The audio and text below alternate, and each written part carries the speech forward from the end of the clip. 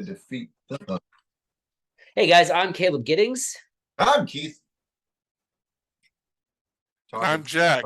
and I'm wondering if Keith's little to defeat the Huns actually is going to make it in this episode. If you heard him mutter that Sato voice right as this recording started, it's because I left it in. All right, so last week we had a rousing discussion about alternatives to the 2011, and this week we're talking about something completely different, which is Now for something completely different. right, but it's one of the tried and true subjects of the online firearms community, and that's home defense guns, right? And one of the because I was involved in if you guys haven't figured this out yet, a lot of these episode topics are things that I think up, and they're things that I've thought up because I got into an argument with somebody on the internet about it. Fun fact about working on the internet. Still people on the internet, they're still dumb. Yeah, they're always dumb. So, what my position in this argument was that there are broadly optimal types of guns with optimal setups for broad situations, but because everybody's house is different and everybody's living arrangements are different, the optimal home defense gun in my house with a wife and a child in a single story home is going to be different than the optimal home defense gun for Jack in a crack den in Georgia.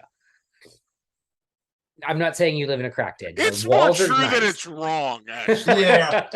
I was just sitting there going, because I was gonna kind of discuss it a little bit, accurate, but that's neither here but nor it's not far off from accurate. Right. Yeah. Mission drives gear. Yeah. Yep.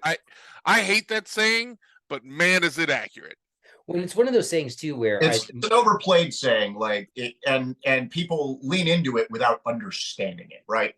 They're like, right, drives gear, and you don't know what the mission is. Like, you can't actually define or how to define missions, or to take into accountability. So yeah, let's do that today.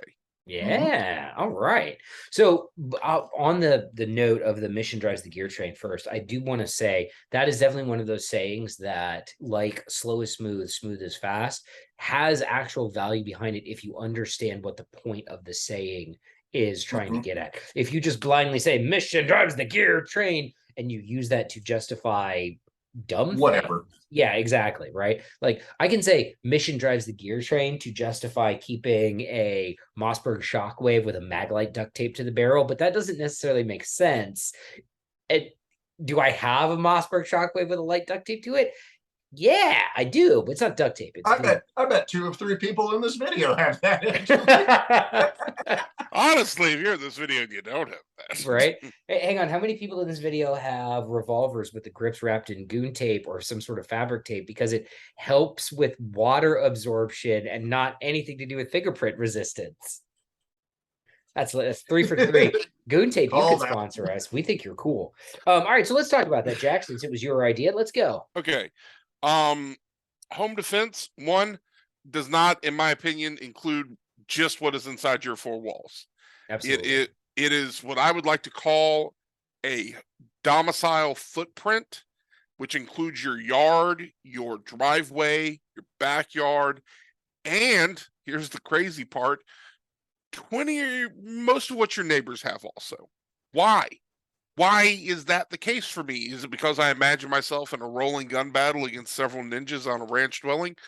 No, but he's imagined it, just not serious. Oh yeah, I've imagined it, and trust me, there's a response for that.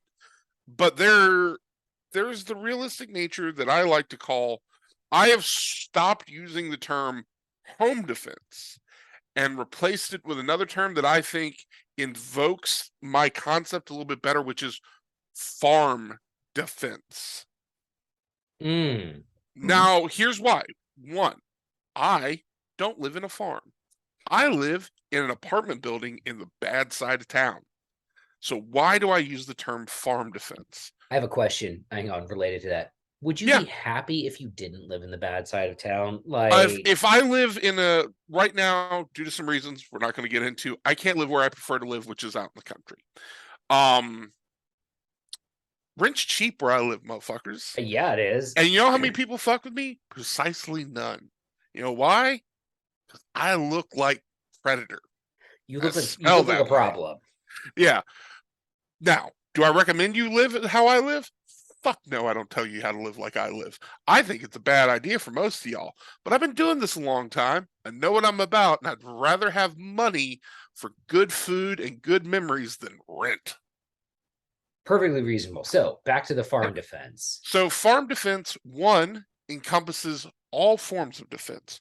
We are not only defending ourselves from people who wish us harm, but people who have invaded our space without necessarily meaning us harm. Trespassing is not a reason to shoot and murder someone. Big It is a facts. reason to enforce your boundaries in a non-lethal way.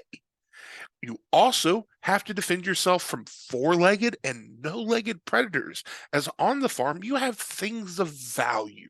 Normally animals, but this can include things like your car. Ergo, someone attempting to steal your car is not necessarily light them up from your house. That's not an appropriate response for it. But now, instead of simply thinking, well, I have this gun and I'm going to hold up in that room and I'm going to call 911, cool. You've defined one response to one kind of problem. Right, a You very just specific problem. Right. That's an active home invasion against people who mean you harm. And it's a great one because if they have to force their way through that door to get to you, they are going to die in droves and you will stack them like cordwood. John Ringo will write stories about how you defended your home and it'll be cool. That's a reference. That is a reference. But that's just one thing. Mm-hmm. And we live in a world where there are a multitude of problems and a multitude of solutions. So when we select a firearm, I think that firearm has to fit within any of those solution sets. It doesn't mean you need something that's like a belt fed. That would be cool, but you need to be thinking about your mission. My mission is to keep myself safe and my valuables secured.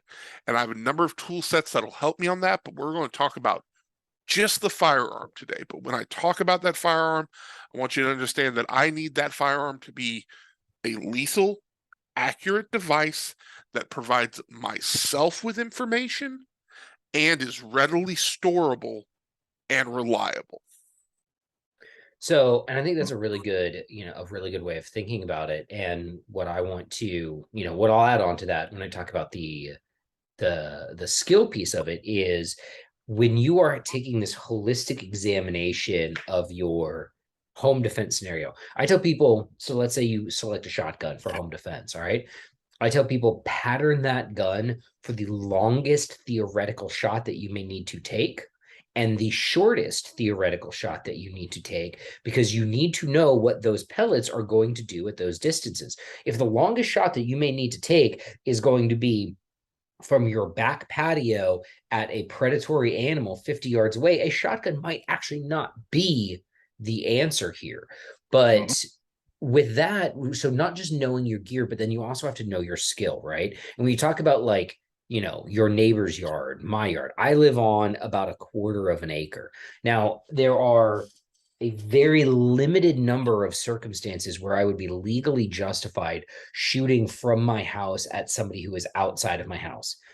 However, a limited number does not mean a zero number. There are situations where that may actually be the best way to protect my family or even to protect my neighbors that I care about quite a bit. And so I need to know not just that my gun is capable of that, but that me and my gun as a combination are capable of that, right? It doesn't do me any good if Jack can shoot my home defense gun really, really well if I can't. So that's a big part of gear selection is you need to look at your, people who are like, oh, well, I'll just, blast him down the hallway. It's not a complex shot. I'm like, no, it's not. But now imagine they're holding your child hostage or your wife is, or your girlfriend or boyfriend or whatever is running around, or you don't have a clean backstop because behind them is a busy street or your neighbor's house or something. So you need to have the ability to compartmentalize and to conceptualize what's the worst case scenario in this home defense thing that you need to train for. Is it a 50-yard partial on a moving target? If so, you need to be able to do that. Will that be your home defense scenario or your farm defense scenario? I don't fucking know. That's the truth of it. Are most home, I want to caveat this. The easiest way to avoid any sort of home defense or home invasion scenario is don't be involved in the illegal drug trade and don't keep large amounts of cash in your house that you let the hood know about. That's a thousand. That is a lot. A lot of 10,000%. When you Right. hear about armed break-ins, 9 times out. Now, here's the other thing I'm going to tell you. A lot of times that is because those people are unlicensed pharmacists, or running illegal poker games or some sort of side hustle out of their home. where there's a large amount of cash or Right. something else. And that could be anything. That could be making plates for people. Yeah. But here's the thing. You may not be involved in that trade, but unknowingly you may live next to someone who is, which means they may not have the right house. No, you may get hit. This has happened. Yep. Like people have gotten hit because they were in the wrong house. Cops do it. If cops do it, I promise you criminals do it. Oh, for sure. So be aware of what's around you. Does your name go ahead?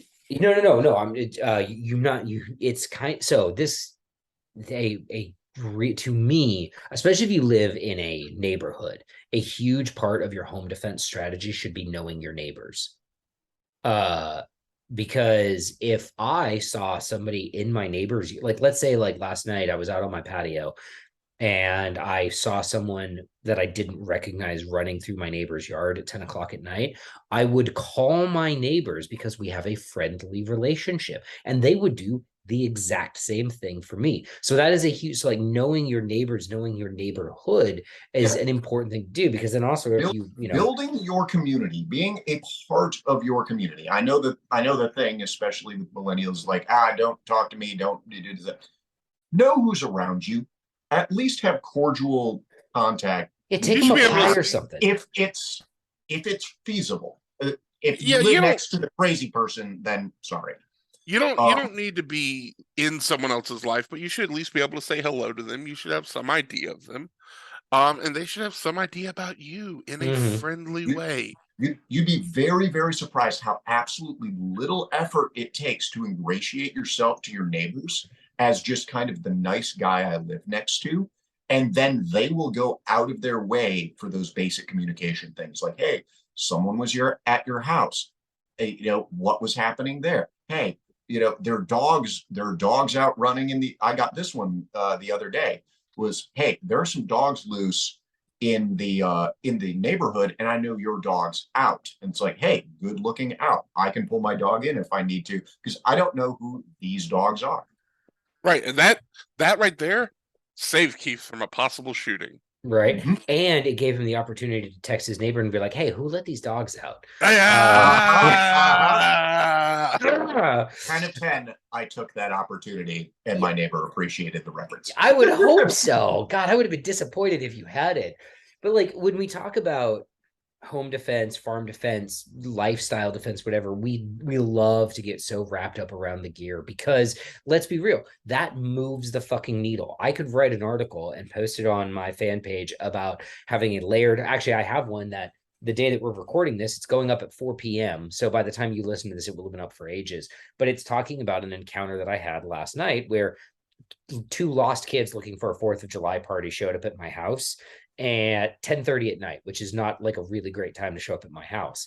But the net of it is that nobody got shot, nobody got guns pointed at them or anything like that, because there's more to my home defense than just having a gun, so that is a last response, and it is a limited response. It is very circumstantially applicable, and there are many other things that you will do usually with the exception of the cut and dry, oh, this is the absolute home invasion, they're coming through my front door, back door, etc. scenario. That's the one we like to talk about, and that's the one we like to plan for necessarily. But most of our human interactions aren't going to be like that. They're going to be some weird combination of, why are you here? Why did you stumble into meat space here with me? Let's figure this out. Yeah. That's most of your interactions. When, if you look at conversations that, respected LE guys that we all know, guys like Chuck Haggard, Chuck Haggard talks about how the most likely crime that you're going to experience as a law-abiding citizen is someone's going to try to break into your car in the middle of the night. That happens to generally law-abiding citizens more frequently than home invasions. And then you talk about I forget who it was. I want to say it was Greg Ellifritz responded to a home invasion where it was somebody with dementia and they just wandered into the wrong home and that person left their doors unlocked, which, hey, here's a real good home invasion strategy. Lock your fucking doors. Like, are you home? Lock your doors. One simple trick. That's that one. People who leave their doors unlocked that's a whole different, like, You invite crime on your neighbors when you do things like that. You do. And I get you may live in I live in a high trust community. I'm on a first name basis with my neighbors. Our backyard's connected. There's a gate that goes in between them. That's a real high trust relationship. But I still lock my doors when I'm home. I don't fucking want people wandering into my house. Anyway. I would say I've had a number of encounters from people stumbling onto my land, rabid animals that actually needed to be put down, and a number of other things. And I will tell you what I have settled on for a home defense weapon is two things. One, a readily accessible handgun. I do not answer a door without a handgun in my hand. I don't care what time it is. That is why I open the door partially, and this hand stays behind it. I don't point it at anyone. It's pointed in a safe direction. But should this become a situation, it will become one that I already have the gun in hand because there is no draw faster than ha-ha. Like, surprise, motherfucker! I've had overly aggressive salesmen cross a line where I'm like, you need to get off of my property now. And That's then wild. Oh yeah, it happens a lot of times because these guys are told to continue to push the issue. I've never had to show one a firearm, but I have had to look one in the eye and go, "You are in a situation right now far beyond your understanding. You need to leave. I feel threatened by you right now." I'm telling you, I feel threatened, but what I'm actually telling you is you're in danger. What I am actually, you see what I did do there is threaten that guy in any way, shape, or form. The words I did. The words I am communicating to you is you should feel threatened because you have done oops. So I don't wear a gun in the house, but I do keep my carry gun near me. In a holster that I can put on rapidly with clips. So as I'm walking the door, that's part of the process. Whoever's at that door can wait a little while. And also, if it turns out to be police, which has happened a couple of times, I go, excuse me 1 second, I'll be right back, close the door, holster up, cover, come back with my hands empty. One point, I had the police thinking that there was someone in my house. I was like, hey, hold on a second. I'm going to put this down. You guys knocked on the door really loud, and they're like, you're not who we're looking for. I'm like, cool. Here we go. Now let's talk. You're like, let's have a rational conversation. I think a great thing for that too is like if you don't have I love ring cameras and anything that allows you to see who's at your door without actually having to put yourself anywhere near the fatal funnel. I am all about, because if right now, if we're on this call and someone knocks on my door, I'm gonna look at my phone and I'm gonna be like, oh, there's someone at my door, and I can even use it to communicate with them if needs be without opening the door. The door. Now, sometimes opening the door is the right thing to do because it's a lot easier to scare the piss out of someone if you open the door and say, are you fucking lost at 10:30 at night? Versus yelling it through a camera, which but again, these are nuanced responses. Like if you're talking about like gear, right? So like Jack, my go-to is a readily available handgun. And mine too. Let's throw the three on there. A handgun with a serviceable flashlight. Good. Yep. Now for me, I have an added layer on that because I have a small child in the house. The handgun's in one of those Hornady quick access safes because I can. There is a delay in accessing that gun that is acceptable to me because The only time that delay would become life-threatening is if someone was breaking down my door with the intent of killing me specifically, right? Like a targeted hit, in which case, if it's a hit, there's no gun that I can get to fast enough from a dead sleep to actually have a chance in that fight. I'm then relying on luck, and like maybe they'll trip over some Legos in the hallway. Yeah. But with a response to an unknown contact, whether it's a pounding on my door or something like that, or glass breaking, I have enough time to access that gun and either ford up or go looking for trouble. So, I'm a big fan of those Hornady safes. I'm not sponsored by Hornady. They have a couple different options with them where you have like a key fob that you can wave in front of them, or you have a thing you can put on your watch band, whatever you like. I think they're great, and I've really been pleased with the performance of mine. Secondly, if I deem it worthy, and that I say it that way because like there's a big gap for that. The big gun is an 11.5-inch SBR, with a suppressor. I keep the suppressor on there not because I'm trying to save my ears or anything like that. I've actually gone back and forth about the thoughts about taking the suppressor off. The reason why I had the suppressor previously on there was in case of wild animals that needed to be put down.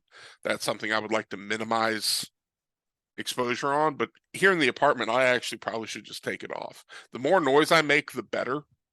I would rather, like, if I had a true threat, that I just hit a button that started flashing strobes on the outside of the house screaming, break in, call the police, there is a break-in happening here, and inside just turn on all the lights all the way up. And then what my plan from there is not to ford up. My plan is to control parts of the domicile while keeping exits open to these guys. I do not want to trap anyone in my house. I do not want them, through any of their actions, to enter areas where they would be trapped in my house. I'm not here to make sure that they see a day in court. I want to control the areas of the house that involve me and mine, and I want them to work their way towards exits. I will even state, there's an exit over there, Hoss, just leave. Yeah, that door, just go. Use it. Use it. If you are not holding a loved one of mine, whatever you have in your hands is probably replaceable. Asterisks. There are people who are going to tell you like, oh, X isn't a reason or Y isn't a reason. The only reason is fear for your life or another's life. That's it. Now, once they've come into your house, we got to figure out some things. It's not a blanket excuse. Nope. But once they're in there, we can assume a couple of things. And once we process that information, if they present a reasonable and legal threat, I do not wish to survive an encounter. I wish to dominate and control that encounter, not because it's the cool guy answer, but because the faster we shut this down, the safer everyone else is. If what happens is I come out that door butt-ass naked with a tomahawk in my teeth and an AR-15 pressed out, and that guy goes, ha-ha, I would like to leave. I'd be like, oh, cool. Fuck out of here. And he leaves, cool. I'll fucking throw out some shorts and wait for 5-0, and I'll make an insurance claim. I'm pretty sure he's going to leave DNA evidence there because for sure. There will absolutely be a pile of crap right where he was standing right after that. If unfortunately he has placed himself, or through circumstance he has placed himself to where he is threatening a loved one, he's lost that opportunity. And I know from my personal experience and from my personal training, an 11.5-inch SBR with a good red dot and a very bright light allows me to quickly and accurately deliver lethal force without excess. And that's the only reason I choose it. It's not because it's cool or anything else. I think a shotgun is a fantastic thing. I haven't trained on shotguns enough to feel comfortable with them. I would rather use a 5.56 carbine that's sized to move very easily in my house, because I know I can place those rounds, those 1, 2, 3 shots, more if necessary, more if more people. Circumstances will dictate more or less whatever it is. But whatever it happens to be, I can deliver those shots exactly where that I need to in order to end this situation, which I see no other alternative to right now.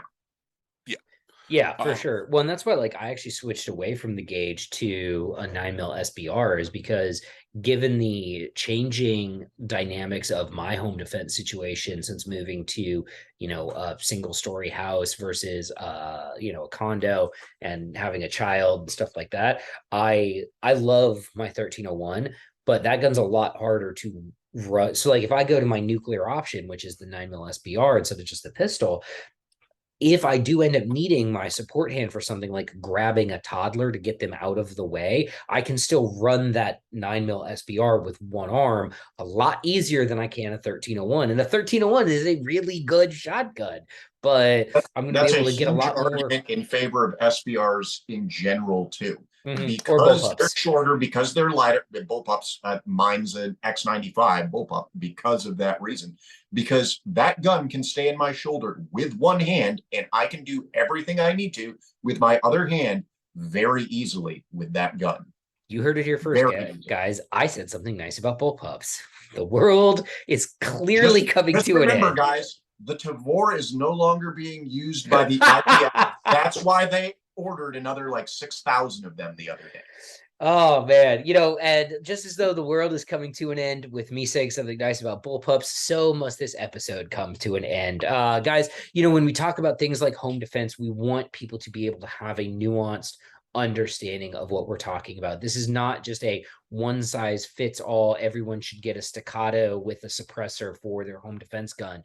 There's different situations that anyone may be facing, but we encourage you when you are trying to solve this problem to not just look at the far outliers of your situation or the most likely in your situation, because if you did the most likely thing, you wouldn't have a gun at all. But rather to try to look at a balanced approach and also a layered approach. Home defense doesn't just mean having a gun in your closet. It means cameras, alarms, locks, for the love of God. And good locks. plans, Oh, knowing what also you're going to do, having kick an idea. bars. Ooh, kick bars. I put kick bars on all my doors late at night, guys. It doesn't make it impossible, but it does give me a lot of extra time. Yeah. And time is super valuable. Hurricane, Hurricane glass. hurricane glass. The wraps, there's the wrap. Hurricane wraps you can put over glass for sliding doors is fantastic. It takes so long to break through those things with anything other than like a tomahawk. Look, if you here's some real talk. If you have a home that is built to survive a hurricane, you by default have a home that is actually fairly difficult to break into. Hurricane and glass out of. Do think of that. And out of as well. But but it is difficult to break into. So that's just something to think about. Hurricane glass is amazing. Like if I wind up and toss a brick at hurricane glass, it bounces off. Okay. So, there's a lot of things to think about beyond just the gun. And we encourage you to think about those things on your own and to think about those things while you're sharing this episode with your friends and family. Make sure that you like, share, and subscribe. Hit that bell on YouTube to get notifications whenever we drop a new episode. If you're listening on YouTube, Spotify, and wherever else there are, please continue to leave us those 5-star reviews. We very much appreciate them. And we will be back next week with an all new episode. Thank you very much.